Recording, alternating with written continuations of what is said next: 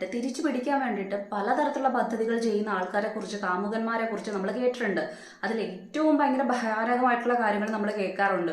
ഒരു തരത്തിൽ ആ കാമുകി തിരിച്ചു വരില്ല എന്ന് കാണുന്ന സമയത്ത് ഏതെങ്കിലും രീതിക്ക് അവളെ അറ്റാക്ക് ചെയ്തിട്ട് ഈ പറയുന്ന കണക്ക് ആസിഡ് ഒഴിക്കുക, അല്ലെങ്കിൽ കത്തിക്കുത്ത്, ഇങ്ങനെ കുറേ കാര്യങ്ങൾ, വീട് കയറി ആക്രമിക്കുക, അവളുടെ ബന്ധുക്കളെ ആക്രമിക്കുക, അങ്ങനെ ഭയാനകമായിട്ടുള്ള ഒരുപാട് വാർത്തകൾ കേൾക്കുന്നതിൻ്റെ ഇടയിൽ ഒരു ബുദ്ധിമാനായിട്ടുള്ള ഒരു കാമുകനെ കൂടി നമുക്കൊന്ന് പരിചയപ്പെടാം. അതായത് ഈ പയ്യന്റെ പേരെന്ന് പറയുന്നത് രഞ്ജിത്ത് എന്നാണ്. പത്തനംതിട്ട സ്വദേശിയാണ്, കോന്നി സ്വദേശിയാണെന്നാണ് അറിയാൻ പറ്റിയിട്ടുള്ളതെന്ന് പറയുന്നത്.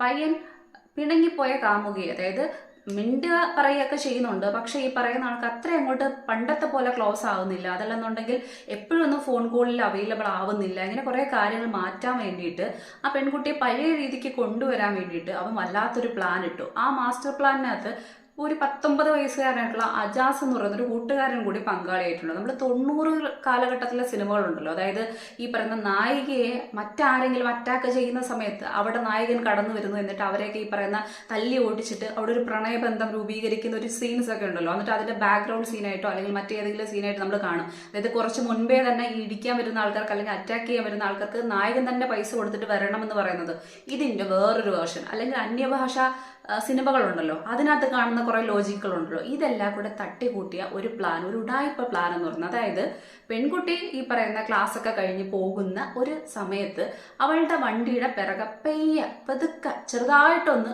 വണ്ടി തട്ടിക്കണം. എന്നിട്ട് അവളെ അവിടെ ഒരു ആക്സിഡന്റ് ഉണ്ടാക്കിച്ചിട്ട് ഹോസ്പിറ്റലിലേക്ക് കൊണ്ടുപോകണം. അല്ലെങ്കിൽ ആൾക്കാരൊക്കെ കൂടുന്ന സമയത്ത് അവിടെ രക്ഷകനായിട്ട് കൃത്യമായിട്ട് ഈ പറയുന്ന കാമുകൻ വന്നെത്തും, പറന്നെത്തും. കാരണം ഇത് ഉണ്ടാക്കിയത് കാമുകനാണല്ലോ.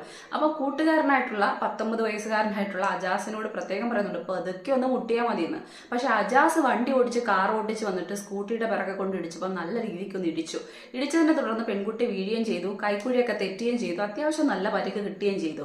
കാമുകം വരുന്നു, ഈ പറയുന്ന ഹോസ്പിറ്റലിലേക്ക് കൊണ്ടുവന്ന് നല്ല പരിവേഷം ചമയാനുള്ള ഈ പറയുന്ന വീട്ടുകാരെ കയ്യിലെടുക്കാൻ പറ്റും, നാട്ടുകാരെ കയ്യിലെടുക്കാൻ പറ്റും. എല്ലാവരുടെ മുന്നിലും ആ കാമുകിനെ ഇത്രയധികം സ്നേഹിക്കുന്ന, അത്രയും എന്ന് പറയുന്നത് ഭയങ്കര പ്രണയമുള്ള ഒരു കാമുകൻ പരിവേഷം കിട്ടും എന്ന് പറഞ്ഞുകൊണ്ട് ചെയ്തതാണ്. പക്ഷെ അണ്ണന്മാരിപ്പം ജയിലിൽ പോകാൻ പോവുകയാണ്, അഴിക്കുള്ളിലാവാൻ പോവുകയാണ്. കാരണം ഈ പ്ലാനും പദ്ധതിയൊക്കെ കൃത്യമായിട്ട് പോലീസിന് പിടികിട്ടി, എല്ലാം പാളിപ്പോയി.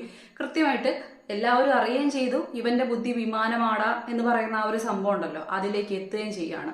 നമ്മൾ എന്തായാലും ഈ പറയുന്ന ഈ പയ്യൻ നല്ല രീതിക്ക് സിനിമ തലേ ദിവസം എന്തൊക്കെയോ പ്ലാൻസ് ഒക്കെ നല്ല രീതിക്ക് ഇതിന്റെയൊക്കെ സ്ട്രാറ്റജി വർക്ക് ചെയ്യിപ്പിക്കാൻ വേണ്ടിയിട്ട് ഒരുപാട് സിനിമകൾ കഷ്ടപ്പെട്ട് ചെയ്തിട്ടുണ്ട്, അല്ലെങ്കിൽ കണ്ടിട്ടുണ്ട്. അതിന്റെ ഗൃഹപാഠം നന്നായിട്ട് ചെയ്തിട്ടുണ്ടെന്ന് മനസ്സിലാക്കാൻ പറ്റുന്നുണ്ട്. അതും 90കളിലെ ആണോ ഇനി നേരത്തെ പറഞ്ഞതുപോലെ നമ്മൾ അന്യഭാഷാ സിനിമകൾ കാണുന്ന സമയത്ത് അതിനകത്ത് തട്ടിക്കൂട്ടി ഇതുപോലത്തെ പരിപാടികളുണ്ടല്ലോ, ഇതിനകത്ത് കാണാൻ പറ്റുന്ന അതേ ലോജിക്ക് തന്നെ ഇത്. പക്ഷെ പാളിപ്പോയത് ആ 19 വയസ്സുകാരനോട് പതുക്കെ ഒന്ന് ഇടിക്കാൻ പറഞ്ഞ സമയത്ത് നല്ല രീതിക്ക് ഒരു ഇടി കിട്ടിയത് കൊണ്ട് എന്തായാലും പ്ലാന് നല്ല രീതിക്ക് പോവുകയും ചെയ്തു. ഇനി മറ്റുള്ളവരുടെ ഇടി കിട്ടാതെ നോക്കുകയും ചെയ്യണം.